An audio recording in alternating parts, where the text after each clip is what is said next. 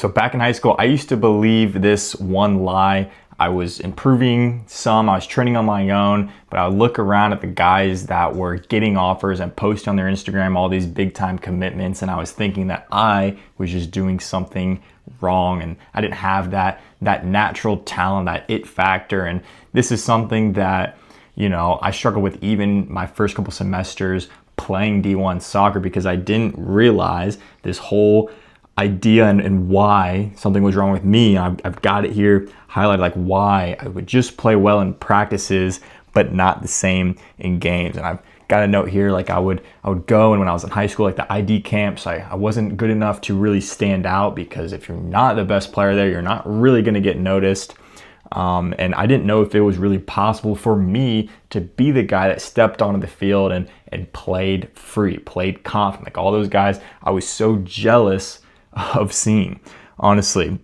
And then finally, ending up like learning how not just to play well in team practice, but in games. So when I went on, I was D1 captain. I played 4 years, and you know, that's the same guy that I never thought it even was possible to turn into that, right? So here, this video, I'll break down again. I got a few notes here, like how we can get out of this trap of just playing well in practice when there's no pressure, maybe with your friends, or even when you're on your own and you know you don't really care, and then not in games where it really matters, because there's guys out there that aren't working as hard as you, that are getting better results than you because they don't even care, right? But it's a skill to not care.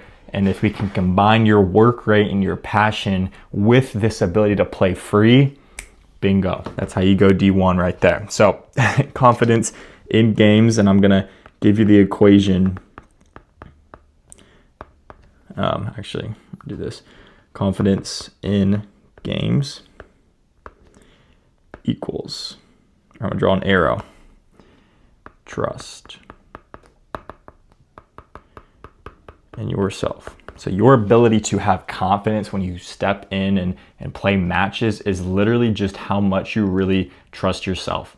Okay, if you went out there, and I like to talk about this example, you have a little brother, or just think of, you know, if you're in high school right now, like an elementary school game or a middle school game at the rec, the YMCA or something like that, right? You go out there and say you put on their jersey and coach puts you in, and you're playing against 8-year-olds, you probably play confident, you probably play free. Why? Because you trust yourself. Okay, now take you comparing in that person with the same skill, the same ability, the same touch, right? There's nothing going to change about who that player is, except take them and put them in an MLS academy, or, you know, an MLS first team.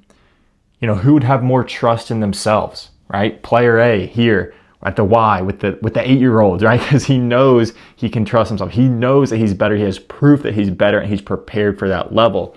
On the MLS side, not so much. But it's interesting, you can have two players of the same exact skill play two completely different games because they have two completely different mindsets, right? This is something I never understood, that it was possible for me to be the guy that played free, to be confident, because it was in me.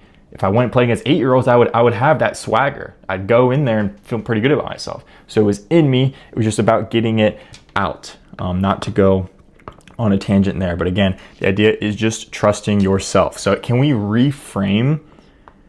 It's a really good word here. Reframe confidence, not as if you're confident or not, or like if you're, I don't know, just don't even think about confidence. Just think about it as trust. Okay, think about it as trust. So do you trust yourself? Take a second, reflect on that. Do you trust yourself? Do you actually? Because if you're not playing confident in games, then you don't trust yourself. You trust yourself in practice because you know there's no pressure, so you can just be yourself. But in games, you can't be yourself. That's because you don't trust yourself. Okay? And kind of the answer, like here that I'm going to talk about, is like, how do we make a change? Well, if not, train better. Okay?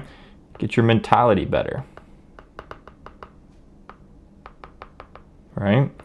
Learn better. Right? There's a few different things that you can do to fix that. So if you don't, ask yourself, if you don't trust yourself, then you need to do a few things. You need to do these things better. And all of these go down into one word, and that one word is probably my favorite one on this channel: intentional.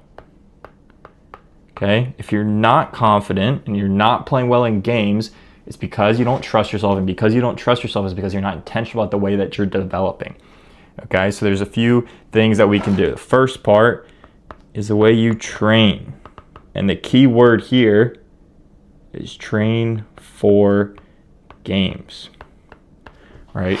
I'm going to give you away a huge part of my training philosophy right here in this video. This is what I apply to the guys that I work with in my program online, is you just need to find the situations that you find yourself in games. If you're center mid, depending on who you are, if you're a 10 or an 8 or a 6, and each player has different play styles, but you need to find where you're most effective and just train that exact spot.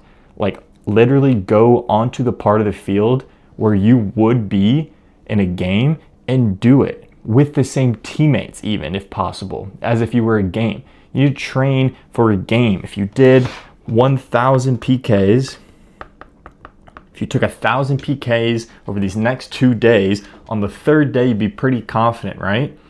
But what if you did 1,000 juggles? Would you be pretty confident taking a PK as much as if you did it, like if you just practiced 1,000 PKs versus if you practiced 1,000 juggles? Which would lead you to have more confidence for the PKs? Right? Penalty kicks, if you don't, I'm hoping you know that. PKs, right? You got to practice the thing you're going to do in a game. If you're not confident taking a touch from the center back and playing forwards, what should you be doing in your training? Right? And I'll go on, like if you don't have a teammate to play with, you can still do it alone. You can still get prepared for that action of driving forwards. But there's so many guys that just don't train for games, and they're never going to get to the next level. Something that I would do, I would spend more time with everybody at the fields, but time at the fields does not equal progress.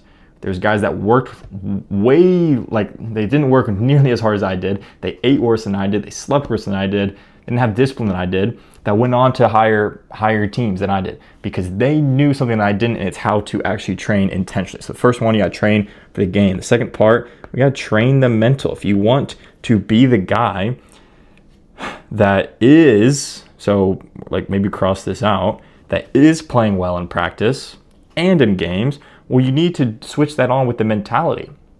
How do you get bigger biceps? Well, you go to the gym and you crank biceps, right? After 1 day of doing biceps, do you have bodybuilder biceps? No, definitely not. You need to do it over and over again. So you treat mind like a muscle, okay? Bang. It's a bicep, okay? You treat it like a muscle.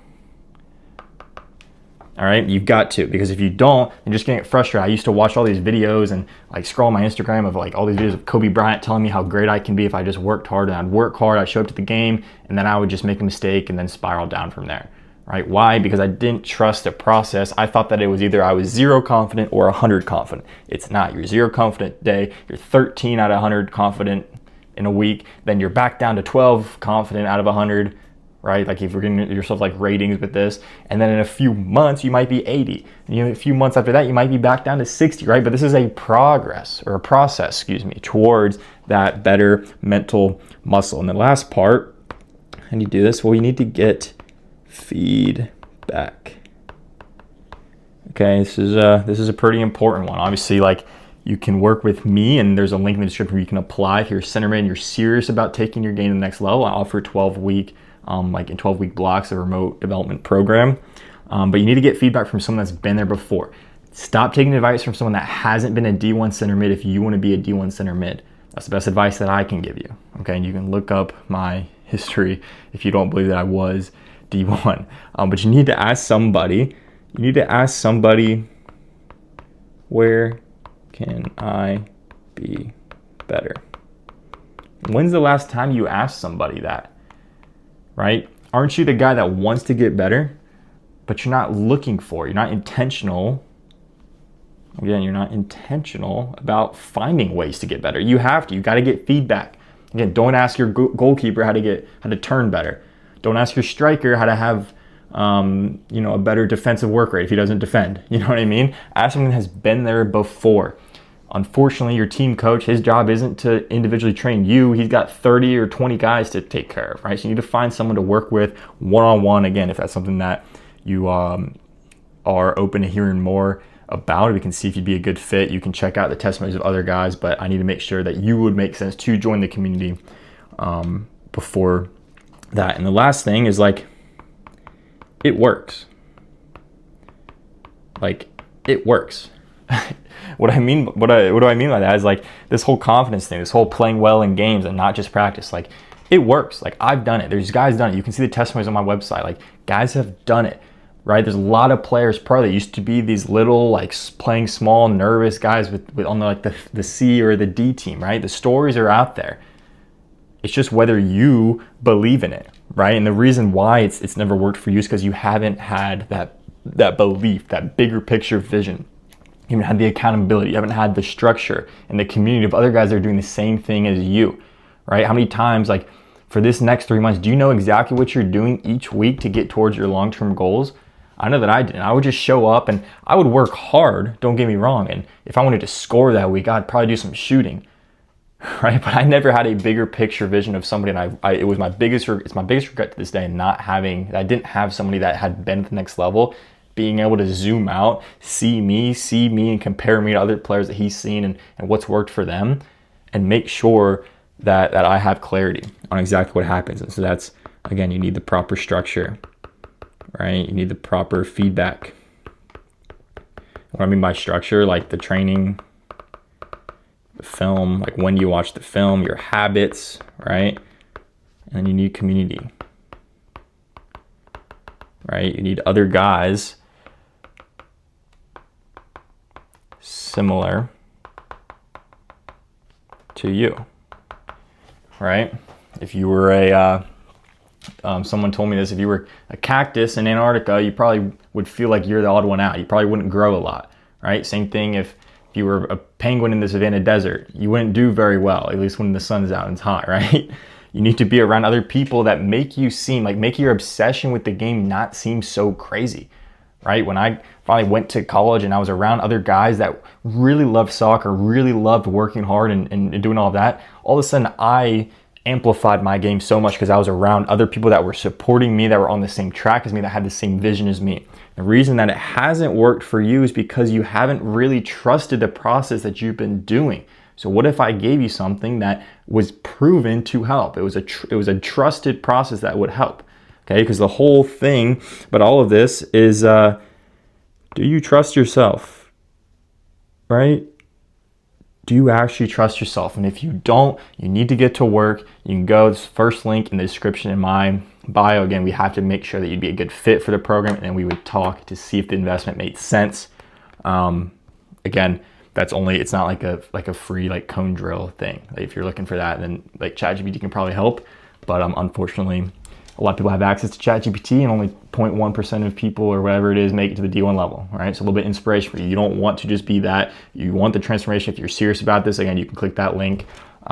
If you're if you're a subscriber and you've been watching my stuff, then be on the lookout for some more stuff to help you out on the way. But yeah, hope this helped. Again, it is possible if you play well in practice but not in games. This is something that's so common, and you're not going to get to the next level unless you focus on these three things, unless you trust yourself, unless you reframe confidence as just trust, unless you're intentional about the way you train, the way your mentality works, and the way that you get feedback. And again, unless you believe and have a trusted system that you know works. Okay, you need something that know works. If I told you that you just had to do this 1 hour session today, this tomorrow, this next day, and then you would have a perfect week, would it make it easier or harder, or would your beliefs shrink or expand? They would expand, right? Because you're like, okay, I know that this is what it takes. I just need to do the work. Okay, stop jumping into things without knowing it's going to work. You need to commit to something. You need to have a bigger picture plan. That's all I got for you. Hope you keep killing it. And then, yeah, see you soon.